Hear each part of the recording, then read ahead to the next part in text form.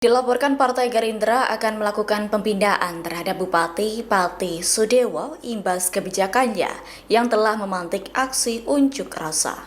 Hal itu dibenarkan Ketua Organisasi Kaderisasi dan Keanggotaan atau OKK DPP Partai Gerindra, Prasetyo Hadi pada Rabu 13 Agustus 2025. Menurut Prasetyo, Sudewo seharusnya berhati-hati dalam mengeluarkan pernyataan.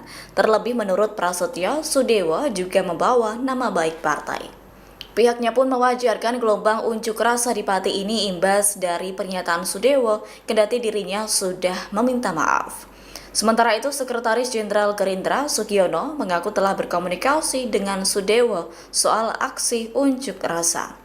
Sugiono menegur Sudewo dan mengingatkannya harus mendengar. Download Tribun X sekarang, menghadirkan lokal menjadi Indonesia.